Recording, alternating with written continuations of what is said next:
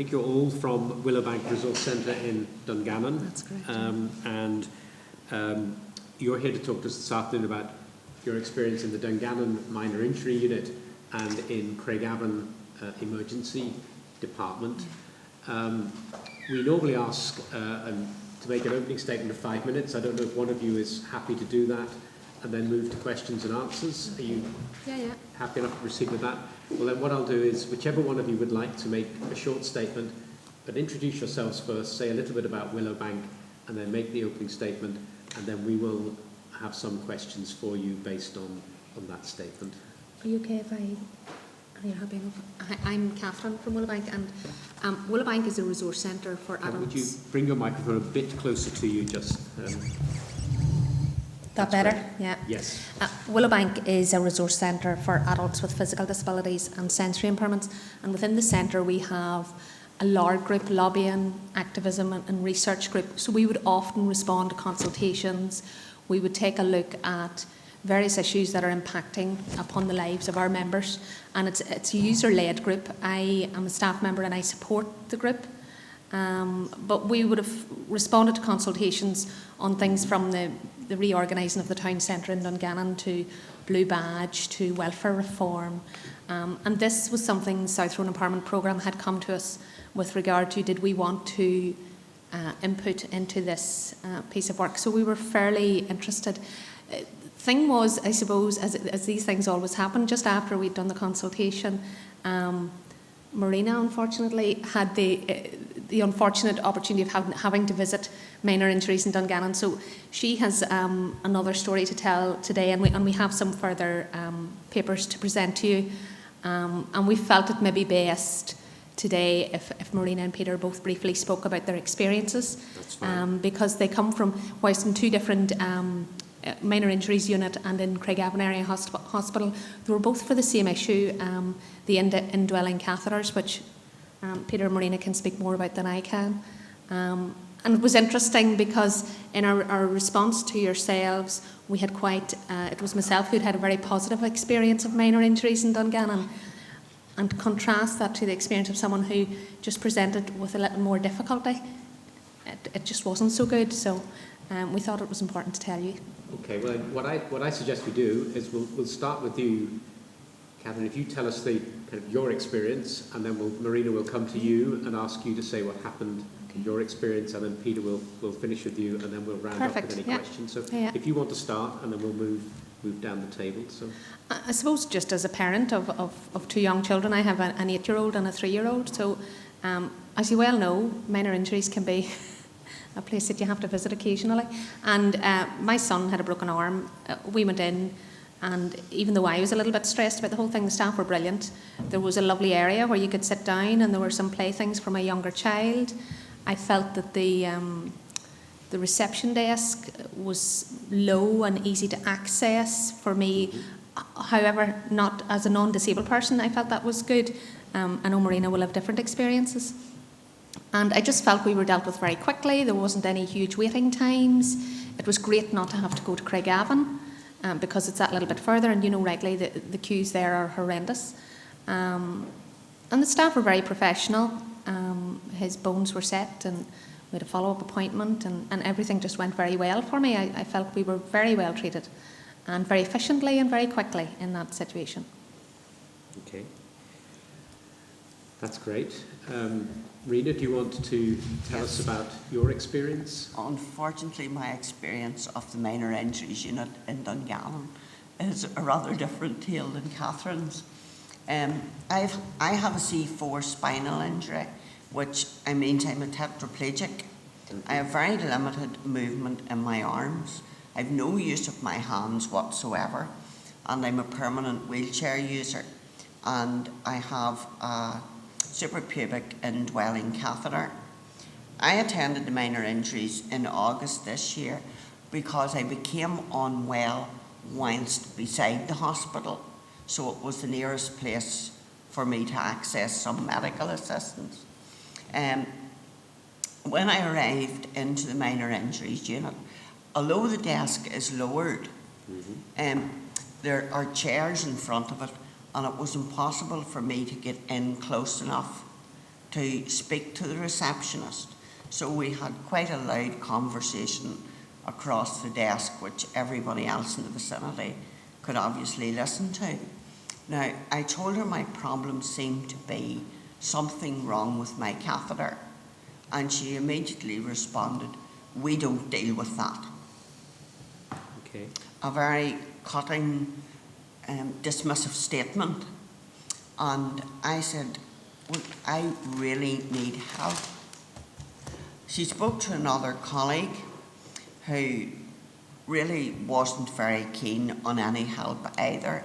Now, at this stage, I was suffering from a very severe pounding headache because of raised blood pressure.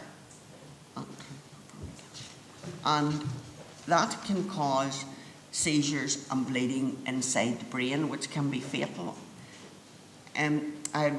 I suffer red blotches on my skin. I have goosebumps and intense sweating. So the symptoms are very obvious. It's obvious to anybody that I look really unwell. And what I need somebody to do is just to check my catheter and see, is it okay? And then, if necessary, I need to go to an A&E and get the catheter changed.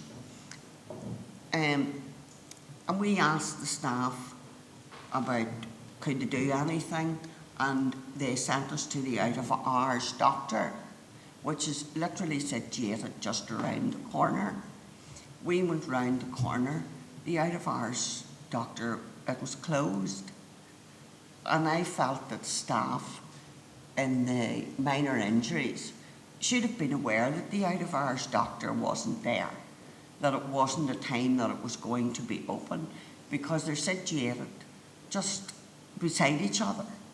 We then asked, could they contact the district nurse who would normally treat me at home in this situation.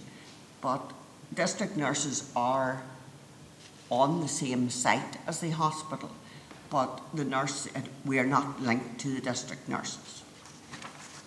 So the colleague that was with me made the phone call to district nursing herself on her mobile. Unfortunately, she just received an answering service, which wasn't any help. In this time, we were left in the corridor. We were offered no further medical assistance.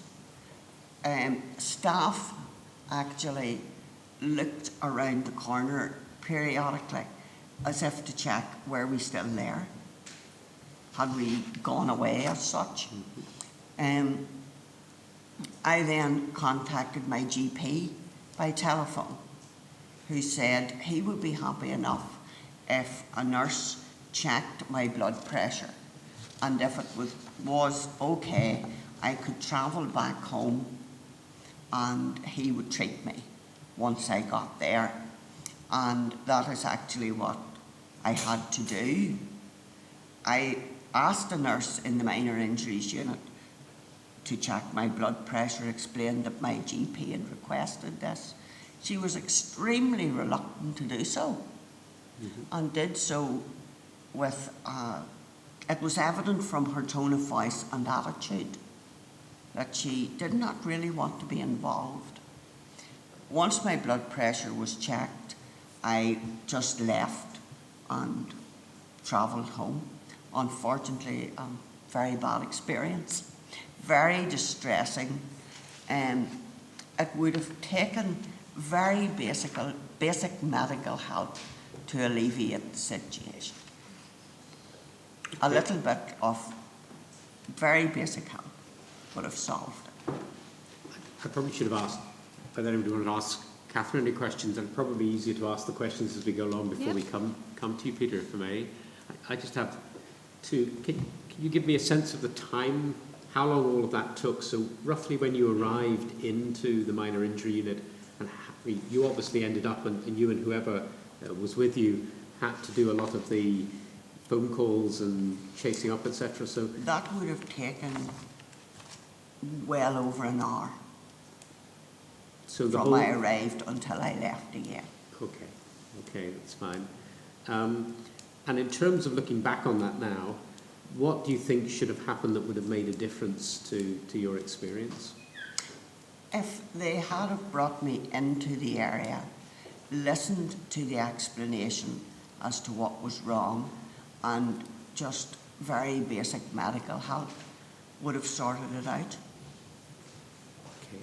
Just if somebody had have even had a look at the catheter and checked it for me, and then I expected they would have said, we need to get you to the accident and emergency unit. I'm well aware that minor injuries don't deal with critical, life-threatening situations, but very minor help until you can access the help that you do need would have alleviated the situation. And one final question would be, did you provide any feedback afterwards, or did you No. decide to leave it? I just left it. Okay. And have you used was that the first time you'd used the minor injury unit, or had you used it on No. other occasions? On other occasions it would have been for something like a dislocated finger, for example, on one occasion, which was dealt with very efficiently. Okay. So this was different from the other experience that Yes, you would have had. very And have much. you used the minor injury unit since? This No. was relatively recently, No, wasn't it? I haven't had any occasion to need it since. Okay. Okay. Marion, do you want to ask either Catherine or Marina anything just on? I've only one question for Marina. Marina, you said that normally the community nurse Yes, would be the person to deal with this. Is that right? yes. Was there any reason therefore why a minor injuries unit couldn't have dealt with it? The nurse said they weren't trained to deal with a catheter incident. So it was the staff's training. Right, that's fine. Thank you very much. Thanks. I suppose that's part of, and Peter's story will probably elaborate even further, because it's also the same type of catheter. And whilst it's fine for someone to say, I'm not trained, I won't touch you, I'm afraid that I'll make things worse, the lack of offer to even look, because Marina can't actually look at her catheter because of her condition, can't look at it to see, is this just a kink in my catheter, or is this something more severe? Because if it's something more severe, I need to get to A&E quickly. And Marina, your doctor had warned you about how serious Yes, this can be if it's not treated fairly quickly. So I was there with Marina on the day, and her anxiety levels were very high. And very simply, when a staff member says that they're not linked to district nurses, so they can't make a phone call to someone on a site, and yet I can lift my mobile and ring them, that's worrying, because if I wasn't there with Marina, was Marina going to be dismissed and left around the corridor for people to peek at her? And from a dignity point of view, it was horrendous. It was an awful indictment of our accident and emergency, and I'd said my experiences had been so positive. But if you're an easy patient, or and it's fairly straightforward stuff, but there's still basic first aid, I think that people can expect a level of care and attention. And okay, I can't help you, but this could be quite serious, so maybe we need to get you down to A&E. Have you any? There was no question about how she could get to A&E. She happened to be going past, and we stopped because she was getting so unwell. It would have been too far to drive back to Craigavon. But, there was no offer to see how serious her condition was, and she was worsening as we were there. Okay. Thank you. Paul? I've got no questions, but just want to thank you both, Marina, Catherine, very much for helping us this afternoon. Yeah. I've got one final one before I come to Peter, which has just occurred to me. Marina, you said that when they sent you to the out-of-hours service and it was closed, I take it that was because it was outside of its opening hours. It was afternoon, and to my knowledge, out of hours only operates when GP surgeries are closed, Yes, so, which would not be in the afternoon. yeah. So it was that it actually was operating out of hours. It wasn't. It just happened to be closed during a time when it should have been open. It was. Oh no, Well, actually, it was a Wednesday afternoon, and often doctors in the southern area close on a Wednesday afternoon for their their training that they do. I can't even remember the name of it now. And normal times that would have been it would have been open. We don't know why, but we then subsequently made a phone call to Marina's GP, and they were off. So I think when your GP's off, the out of hours is supposed to be opened, but they had an on-call system. So finally someone from the doctor's surgery got back to us, but we were left in a hospital with no medical help. Yeah, no, that's fine. Peter, do you want to tell us then about your experience? No problem. As I say, I was sorry about that handling there earlier. To mention there that thing, before I go through here, what I want to say, to make it more straightforward and simple for you to understand, that thing about the pipework that runs from your stomach to a bag at the bottom of your leg. It's so simple and so straightforward. A 5-year-old could do it. But if you can't get at the thing or you can't see it, then you haven't a clue what it is. And it could be as simple as a wee tiny kink, and if a nurse wasn't prepared to do that, they're not much flaming use, I thought. That's all my comment to do with that. Anyway, my name is Peter Donnelly. Like Marina, I have a C4 spinal injury, but I also have severe ankylosing spondylitis. And I have an indwelling suprapubic catheter for this last 15 years. It's fitted through your stomach and it runs to a bag on your leg. It occasionally blocks, and usually at a most awkward time at the weekend or in the middle of the night or something like that, And there's nothing can be done about the blockage usually other than replacing it. But once in a wonder it'll block up, but then it'll clear itself. Or it might partially block. So you'll wind up in fairly bad pain, but say if you give it an hour, it might clear itself. And this is where I come into my problem. This was like a Sunday night, as far as I remember. Say about 9 o'clock, I realised this thing's not running properly. And it's fairly unusual for it to block on me. I know people that it would block once a week. I mightn't have it blocked once in 2 months. And the catheter is only kept in for 3 months maximum. And I'm about the only patient in the whole of the Southern Trust that has been able to regularly keep the catheter in for that length of time without it blocking. But it's simply because I drink constantly. From the minute I get up in the morning to the minute I go to bed, I'm drinking liquid of some kind or another.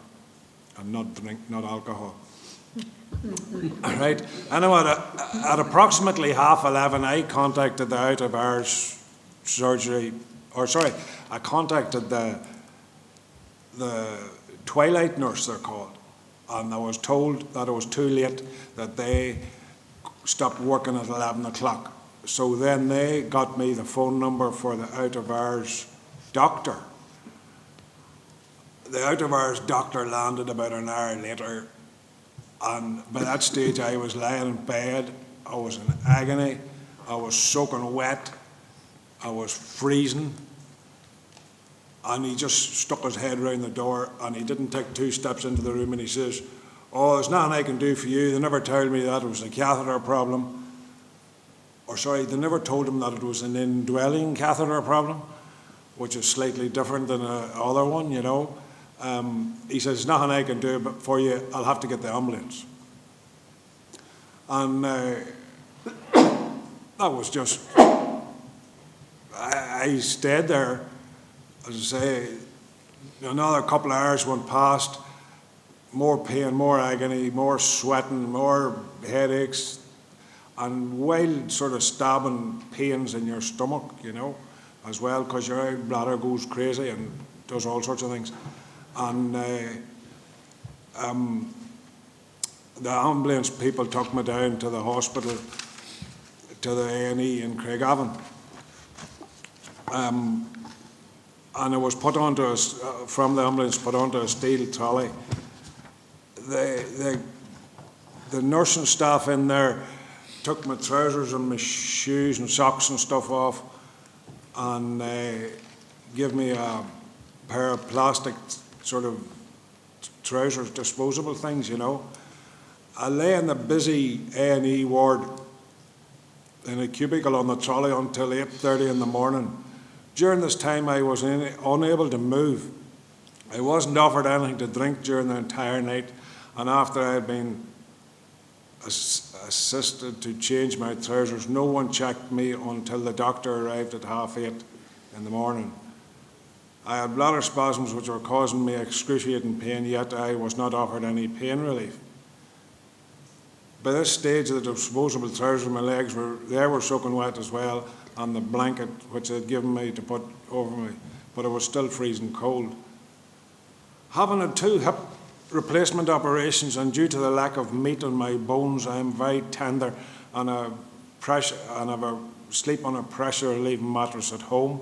So, like lying on a hard trolley, you may as well have been lying on a bed of nails, to be truthful, you know, it was that sore. As I arrived on a stretcher from the ambulance, I didn't even know if any of them had been aware of my disability. I didn't have my crutches with me, as I was not allowed to carry anything in the ambulance, although this should all have been on my file as a spinal injured patient. I am not sure if either they didn't have a trained member of staff to change my catheter, or I think more likely that they couldn't get access to the pharmacy until 8 o'clock in the morning to get the proper catheter that they required to change. You know, it isn't a major operation.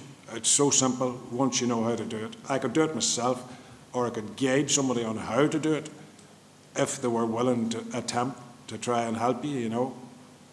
And the thing is, as soon as they take the catheter out, that releases all the pressure and all the pain goes with it at the same time, you know. So I find it awful frustrating to think that it's relatively easy to sort the problem out.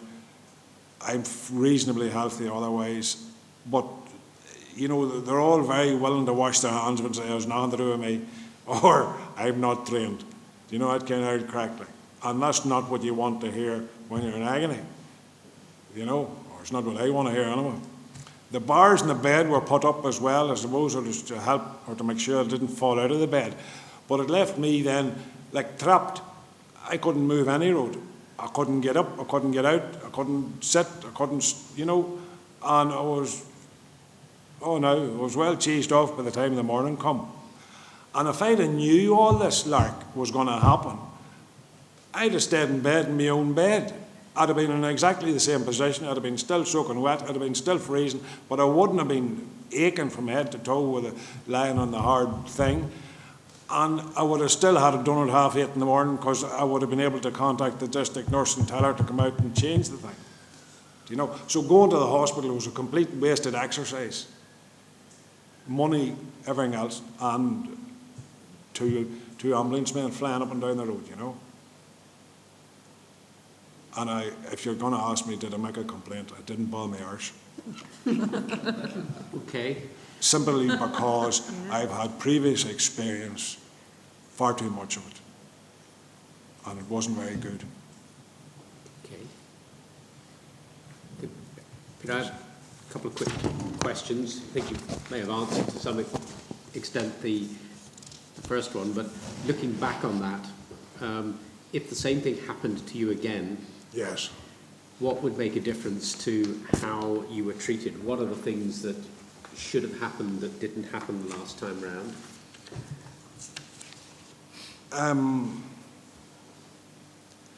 If they'd have told me when I landed in there, we're awful sorry, our pharmacy's closed, there's nothing we can do for you. See, nobody told me I was going to be there till 8 o'clock in the morning. I was just lying, hoping, waiting, thinking, and there was nobody with me. There was other people floating about around the ward, you know, sitting waiting on other patients and all, but I had no contact with them. I didn't, like, sometimes you'd bump into somebody you know, and you could ask them, do you a wee favour or something like that, but there was nothing like that. It didn't happen. And I can't even remember, honestly, how getting home was organised. I'm 99% sure that I just phoned my brother and asked him to come down and lift me.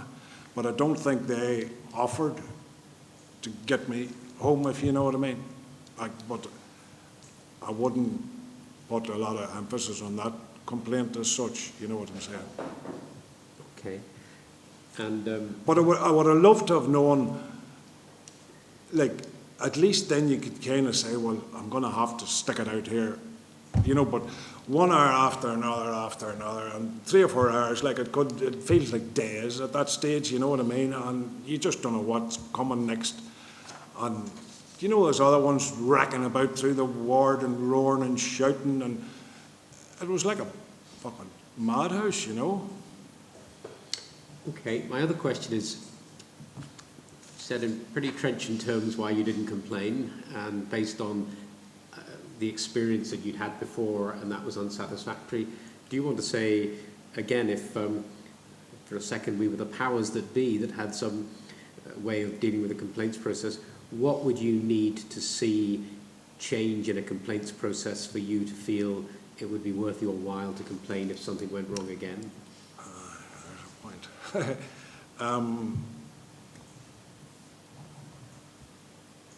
I think a kind of a mediation thing where you could kind of talk face to face with whoever made whatever decision was made that made things more difficult, right? I think that would help, but you'd be better with somebody with you to kind of break the ice a wee bit, because it could very easily get into a shouting session, you know, because you get flipping mad about something.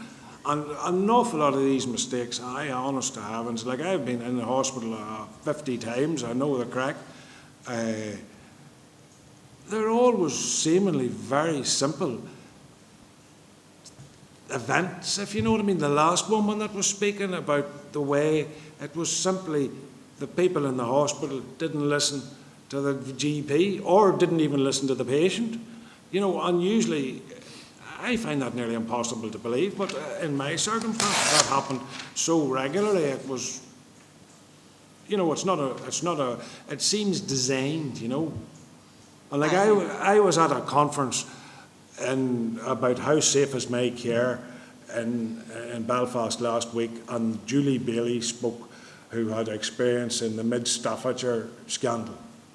And she said, and I wouldn't have really disagreed with her, she said that the complaints procedure seems specifically designed to drive you insane and make you more unwell than you ever were before you even started it, because you start off with great high hopes and you finish up with nothing, or next to nothing, or denials, or whatever, you know. Like, in the way, if you were made fairly aware that they had took heed of your complaint, made some genuine way of assuring you that it wouldn't happen again to some other patient, like that would be my main thing, to say, well, at least that happened to me, but you got over it some road or another. But some other critter that wasn't as fit to make a complaint or stick up for it, you know, it didn't happen to them. That would be my way of looking at it, you know. But I haven't found that to be truthful now, you know, in any of the complaints I have made. And I've been complaining as far as the High Court in Belfast. Okay. Thank you. Marion? I have only one question, Peter. Did you say to staff when they were putting you on the trolley that you had problems and needed a... Well, a blind man could have seen that I had problems. No, But I was transferred from the ambulance onto the trolley. I had no offers of any other option, and I was just put where I was put, like a lump of meat. And the other thing,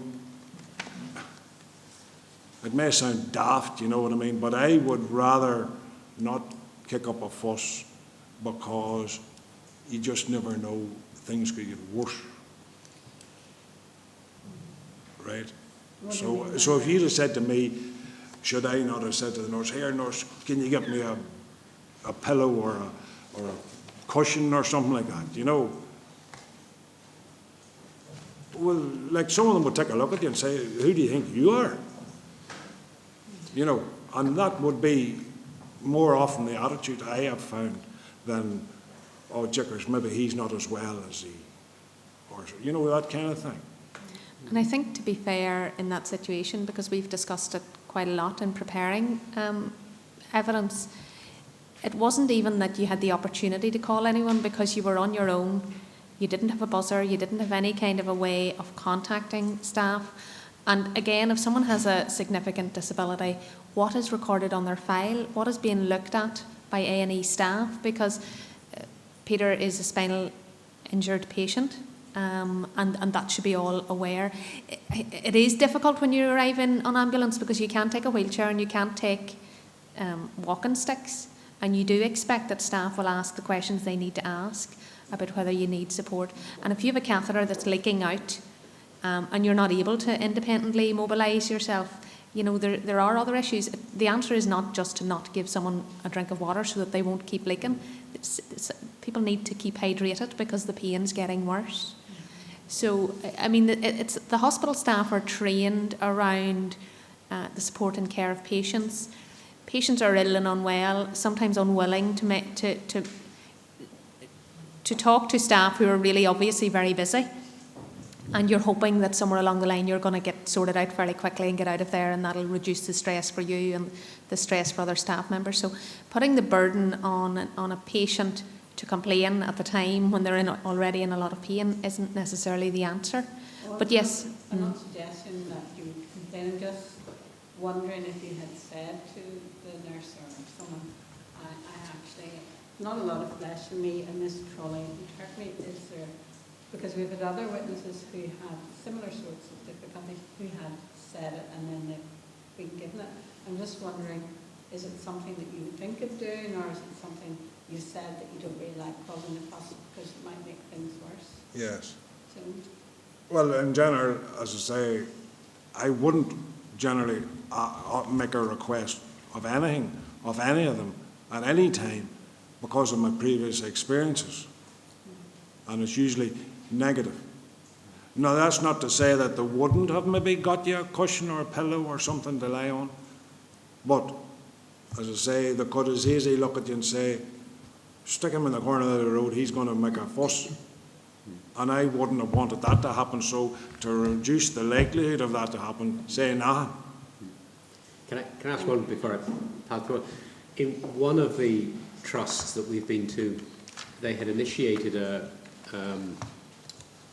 small innovation, which was to have, on a 24/7 basis, a couple of people who were not nurses, not doctors, who simply went round and checked if people were okay, did they have any needs. Yeah. And it could be from the most mundane to much more important. In fact, I have no idea whether Craigavon A&E had that kind of service. It doesn't sound as if it did. But if it had that kind of service, would that have made a difference to perhaps how some of the difficulties that you would have faced if you'd had somebody It would who... have made a world of difference if somebody could have says, do you want a cup of tea or something like that, you know. But I don't think I had any money with me. That was the other handling, you know. And it's always the same. It's very simple, wee, stupid things that mean a lot. But, you know, to the patient, they can cause far more headaches than it's worth. Like, just to wet your mouth and something warm, something sugary or whatever, you know, to give you a wee bit of energy and stuff like that, you know. Because I didn't sleep a wink, you know. Sure. Just tossing and turning. Okay, no, thank you. Paul? Peter, I haven't got any questions, but I've listened very carefully. You've been very full and very clear. Thank you very much. Right. Okay. By the way, do you see, a while ago you asked the two people from AGNI about the trusts and the boards and the non-executive directors and all that lark. Well, last week, as well as that thing where Julie Bailey was speaking, I was at an invitation event where they were looking to get their hands on disabled people to serve on them type of boards and trusts and things.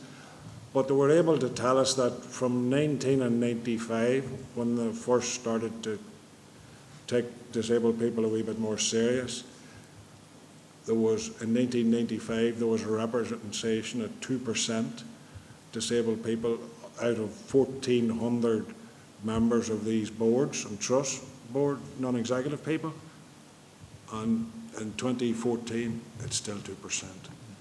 And as far as ethnic minorities goes, in 1995 it was 0%, and guess what? It's the same in 2014. But they're hoping, they said this was their first attempt to try and change that. Well, thanks for that, Peter. That's You probably knew that anyway, if you know what I mean. No, it's a line of inquiry that I'm interested in, yes. and thank you for helping me understand the situation. Thank you very much. No Okay. problem. Thank you. Catherine, Maria, Peter, just to thank you very, very much. It's really useful for us to get first-hand evidence of both positive and otherwise experience of both emergency department and minor injury units. Is there anything finally you want to say that you think we've either missed, or any of the three of you want to just say before we finish? I suppose the one thing that I would say is and there are so many catheters out there. I think Peter was able to educate me on, are there more than 30 different types of catheters? And yes, it is a very specialist thing. When it comes to an indwelling catheter isn't inserted into someone without a lot of thought and consideration. As Peter mentioned, it can only stay in for 3 months, the skin starts to grow around it. However, it's more likely that if someone has an indwelling catheter, that they are a person with a significant disability. So it was really quite strange that we had both stories happening within a very short space of time, and it was disabled people who were adversely affected by their visits to A&E. So there has to be a better way to do this, and there has to be a better way to even reassure staff, okay, you're not trained to change the catheter, but you do have basic first aid skills, which you can do. You can use your eyes to look at someone without touching them and reassure them, that looks like a wee kink, this should be okay, I'm just going to settle you now, we'll get you to A&E. If it needs to be moved at all, someone trained will do that. There's very basic communication skills which can help alleviate anxiety and fear for people. But our worry was that 2 incidents so close together, 2 people with significant disabilities, it's more likely that it's going to adversely affect disabled people. Great. Marina or Peter, anything you'd like to say finally? Okay. The only thing I would say is that it strikes me that the nursing staff, if there's any reason, excuse or whatever they can think of, and if it involves urine or feces, they don't want to know about it. Pass that to somebody else. You know what I mean? Yeah. And I was in hospital for 10.5 months 15 years ago. And the only one single person who ever willingly, voluntarily came to me and says, is there anything I can do for you? I was paralysed, I couldn't do nothing more than blink. Do you want me to comb your hair? Was a flaming thing, a cleaner. Never once in them 10.5 months did a member of the nursing staff willingly come with 2 minutes to spare and say, can I do something for you? Would you need this or would you want that? Because generally everybody was asking them to do things. But the stock answer during that time was, oh, we're busy. Give me 10 minutes. Oh, we're flat out here. I'll see you in a half an hour. And as I say, the cleaner woman was the only one, God help her, like. And it wasn't like she had damn all to do, standing about watching the telly or none of that lark, like. Sure. You know, but the nursing staff could all sit around gabbling about their dinner breaks and their holidays and their golf and their this and their that around the nursing station. But when you asked them for, nurse, can you come and help me a minute or do whatever it is? Oh, give us 10 minutes or we're flat out here. That was the staff answer. And it was no different night time or daytime. In fact, it was worse at night. But that's actually in the hospital. That's not emergency places, you know. But that's what I found. Okay. Thank you. That's been really, really helpful. And as I said earlier, we're really appreciative of hearing it firsthand, people's experiences. It's a really important part of our inquiry. So very grateful for you to give up your time this afternoon. Thanks very much. Thank you. Thank you. Right.